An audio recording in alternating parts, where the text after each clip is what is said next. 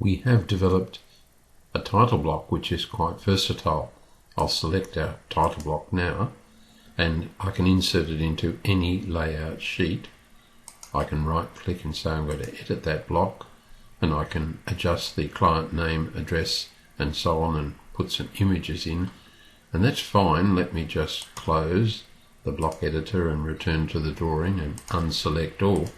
That's fine when this block is going to be used on only one sheet. What about if you want to use that block on other sheets? How do you deal with this block? Because if we insert it again, let's do that. We'll insert that very same block. So I use the blocks command and insert into this drawing. I'll pop it in. We're now on an A3 sheet. That's not going to be to scale. Let me scroll out a little. Just ignore the images to the right for the moment. And I'll pick the block, right click and pick scale. You can scale very easily by click. So click on the left corner, move to the approximately to the right there and just shrink your block down to a size that you think is reasonable, and then move it into a position. Unselect all. So we have a block that's working for us on an A2 sheet and the same block that is working for us on an A3 sheet. They've just been scaled differently, but you'll notice that they contain the same images, and clearly we want to edit this information. This might be, and it is, a design for the rear, so we want to change that landscape design information. Scale 1 to 100 at A2 is clearly incorrect because we're on an A3 sheet, not to scale, and we've got the wrong images. So let's highlight the block, right click and explode. So we're breaking the block up into its constituent parts. Once we've done that, we can highlight that piece of text and change it to rear garden. Likewise, we can pick the scale 1 to 100. That piece of text can be edited. It's now scale NTS or not to scale, and we're on an A3 sheet.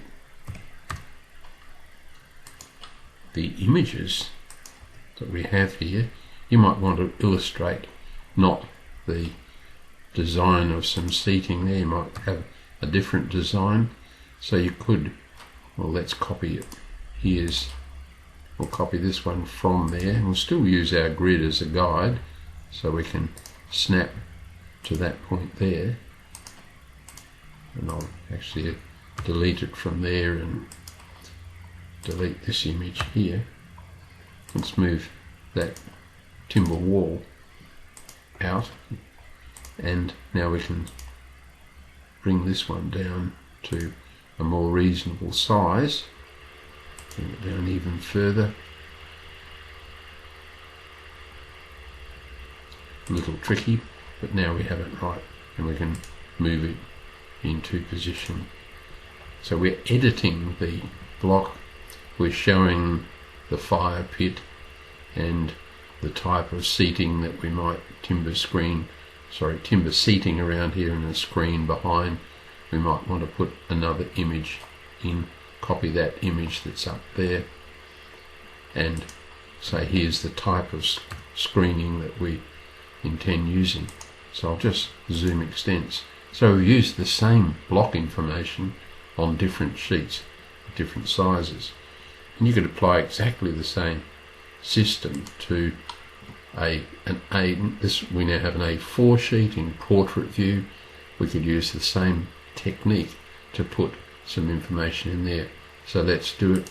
We'll bring in the title block again, pop it in, select it, right click, scale, click there, click out here and bring it into a much smaller version and pop it up there. So we've got all of our images showing in great detail. We can put pieces of text on top of the image to give the user more information. We'll take the grid off for the moment, and it's just a matter of whoops, I'll undo that. I inadvertently erased it, and what we would want to do now is pick the block, explode it, and I would suggest we'd be able to erase all of that information there and just edit the information here, so it'd be the same client, and this time we would edit this and say species detail and OK it, and our scale is again not to scale, so it's just scale NTS at A4. So now we have our drawing sheet layout, and we're giving the client information about the species that have been used in the design, so we can tuck that logo in. So we've got consistency through the 3 sheets with the same logo but different pieces of information associated with them. And each of those sheets can of course be printed to PDF to give us a PDF file, and then merged together to give your client a complete set of working drawings